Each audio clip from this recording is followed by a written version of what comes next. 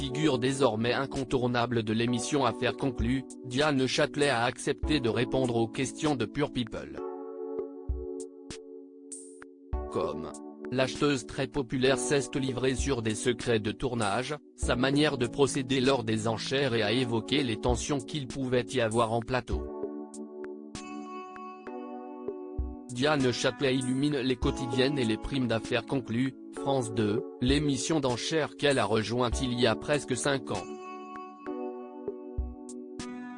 Sa personnalité pétillante lui a permis de conquérir le grand public et de devenir très populaire. PurePeople.com a ainsi décidé d'en savoir plus sur l'acheteuse passionnée et spécialisée dans les œuvres du 19e et du 20e siècle. Son recrutement très rapide, ses plus beaux achats, ou encore les tensions qu'il peut y avoir en tournage. Diane Châtelet nous dit tout. Vous avez intégré l'équipe d'Affaires conclues en 2018 et êtes une acheteuse récurrente depuis. Comment avez-vous été recrutée? Je suis arrivée dans l'émission en saison 2, c'était en octobre 2018. Et en fait, j'avais regardé l'émission un soir et je l'ai montré à mon mari qui m'a dit de postuler. Je ne connaissais absolument personne, ni chez Warner ni dans l'univers audiovisuel en général et j'ai envoyé une lettre de motivation et un CV, comme une bouteille à la mer. On m'a appelé le lendemain pour me rencontrer 3 jours après et 3 jours encore après je commençais à tourner. Pour moi, ça s'est fait très vite. Je trouvais l'émission avant-gardiste, distrayante et en même temps très didactique parce qu'on apprend tous. Et voilà, j'ai envoyé ma candidature comme ça, de façon très spontanée, sans me projeter. Et quand on m'a appelé le lendemain, j'ai été particulièrement surprise, rire. Comment vivez-vous le succès de l'émission et votre notoriété grandissante? Si est-il vrai que tout s'est enchaîné extrêmement rapidement mais avec une grande bienveillance? Certes, je n'avais pas cette popularité-là mais comme si est en lien avec mon métier, tout s'est fait très naturellement. Ce n'est pas comme si je devenais chroniqueuse dans une émission qui n'avait rien à voir. Si est très complémentaire avec ce que je fais dans la vie et ça me donne une visibilité. Si est en cela que si est intéressant pour moi. Cette émission nous offre une visibilité qu'on n'aurait pas pu avoir autrement. Cela a-t-il changé votre quotidien? Oui. Les téléspectateurs qui nous voient au quotidien et que je rencontre plus tard en allant chez eux pour leurs objets d'art, ont déjà confiance en nous.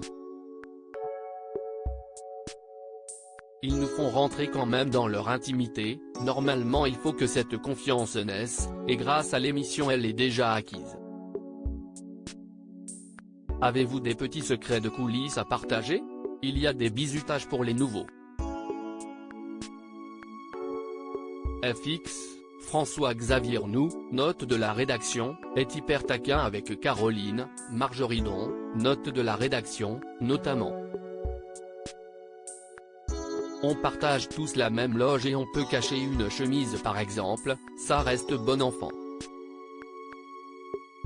La voiture de Caroline a aussi été une cible, rire. Mais si est-il vraiment potache, il n'y a rien de méchant. Y a-t-il parfois des tensions en plateau? Ah oui. Ce qu'on dit souvent si est que dans la vie, on peut être amis mais sur le plateau, on oublie notre amitié, rire.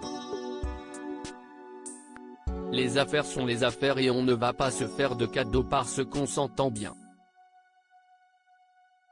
Si est pénible dans ces cas-là, il faut faire totalement abstraction des liens qu'on a avec notre compétiteur. Ça m'est arrivé avec Marie, du Sordet, note de la rédaction, que vraiment j'adore. Toutes les deux, on avait eu un coup de cœur pour une œuvre et malgré le fait que Marie le veuille aussi, je n'aille pas lâcher. Si est un peu douloureux, ce n'est pas facile de faire ça mais on est obligé parce que ces choses-là on ne les reverra pas. On n'est pas détendre, rire. Avez-vous déjà regretté d'avoir acheté un objet dans l'émission? Je fonctionne à la télé comme dans mon métier, les objets que j'achète si est parce que j'ai un coup de cœur ou parce qu'ils ont une véritable importance dans l'histoire de l'art. Ce sont plutôt des choses rares mais je ne parle pas d'argent, je n'ai pas de considération financière. Ce qui me plaît, ce sont les objets. Du moment qu'il y a une force, des qualités d'exécution indéniables, une certaine rareté. Mais j'ai acheté des choses que je n'aurais jamais pensé acheter et qui pour autant sont fabuleuses. Alors, je n'ai aucun regret parce qu'en fait je ne suis pas celle qui achète le plus dans l'émission et je ne veux pas que les prix soient décorrélés de ceux du marché. Si est un souci d'honnêteté, je ne fais pas du show.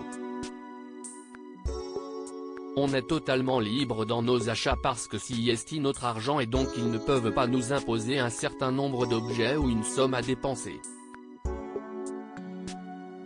Mais on ne fonctionne pas tous pareil et parfois certains sont trop loin des prix du marché et on n'est plus dans le spectacle que dans la réalité. Je ne suis pas certaine que ceux qui font ça donnent une bonne image des marchands. Comment fonctionnez-vous lors des enchères? Moi, je ne mets jamais de plafond et je ne sais jamais à l'avance combien je vais dépenser pour un type d'objet mais si je le veux vraiment, je l'achète, si est une certitude parce qu'il y a des objets qu'on ne reverra jamais. Je me souviens d'une lampe particulièrement rare, la lampe Fungo, de Gabriela Crespi, qui fait partie de la collection Rising Sun. C'était une merveille de trouver ça et donc je n'aurais pas lâché. Les autres acheteurs ont pensé qu'il s'agissait d'une lampe de brocante et quand ils ont vu que je montais les enchères, et comme ils savent que je ne suis pas dingue et que je n'aille pas tendance à m'emballer, ils ont compris que c'était intéressant. Une autre fois, il y avait une tête de licorne en zinc, trouvée dans une décharge. Ça fait partie des très jolis objets pour lesquels j'ai craqué dans l'émission. Propos exclusifs ne pouvant être repris sans la mention de Pour et Péole. Comme.